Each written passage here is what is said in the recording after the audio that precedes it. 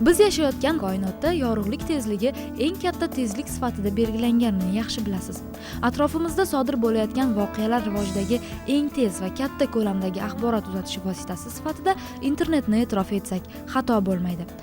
Bir qadar hayratimizga sabab bo'luvchi dasturlarning yaratilib va internet saytlariga joylashtirilishi hamda ulardan barcha insonlarning beminnat foydalana olishlari ham ilm-fan yutuqlaridan biridir. Bir necha asrlardan buyon laboratoriyalardan unumli foydalanib kelingani manbalardan yaxshi ma'lum. Hozirda tinib tinchmas olimlar tomonidan shunday kompyuter dasturlari ishlab chiqilmoqdaki, ular orqali bemalol xoh fizik, xoh kimyoviy bo'lsin, turli tajribalarni qo'llab ko'rsa bo'ladi. Bu borada esa imitatsiya kuchi hamda inson his-tuyg'usi, tasavvurlari muhim o'rin tutadi. Mana keltirilgan dasturlardan biri xususan kimyoviy jarayonlarni modellashtiradigan. Bu jarayonda bu hodisa bu programma orqali bemalol talaba ixtiyoriy kimyoviy reaktiv moddalarni qo'yib, maktabda o'tilgan o'sha kimyoviy reaksiyalarni real ko'ra olmasa, demak, kompyuterda o'sha hodisani imitatsiyalashtirishi va modellashtirishi mumkin bo'ladi. Bu yerda reaksiya paytida ajralib chiqarilgan issiqlik miqdori, kimyoviy reaksiyada kechadigan kimyoviy tenglamalarni ham bemalol o'sha kompyuter displeyida ko'rish mumkin. Bizga keltirilgan taqdim qilayotgan texnologiyalar faqatgina yoshlarga bu qo'shimcha ta'lim olish vositasi sifatida ishlatilishi mumkin.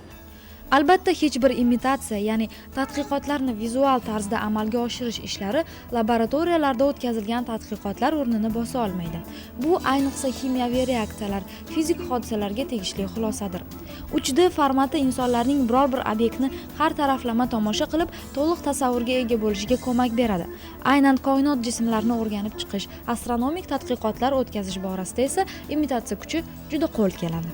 Toshkent axborot texnologiyalar universitetining fizika kafedrasida bir necha turkum dasturlarni biz yaratmoqdamiz. Bularga asosan fizika faniga oid bo'lgan va fizik jarayonlarni modellashtirish imkoniyatini beruvchi dasturiy ta'minotlar va o'quv ta'lim muassasalarida ayniqsa test o'tkazish uchun kerak bo'ladigan test o'tkazuvchi dasturiy ta'minotlar va bolalarni yosh maktab o'quvchilari uchun, akademik litseylar uchun yaratilgan fizik jarayonlarni sodda tilda modellashtirgan o'sha animatsion roliklar orqali tushuntirib beradigan dasturiy ta'minotlarni yaratib keldik. Mana misol uchun bu yerda kimyoviy jarayonni modellashtirishga oid bo'lgan model keltirilgan. Bu yerda sizni qiziqtirgan kimyoviy elementni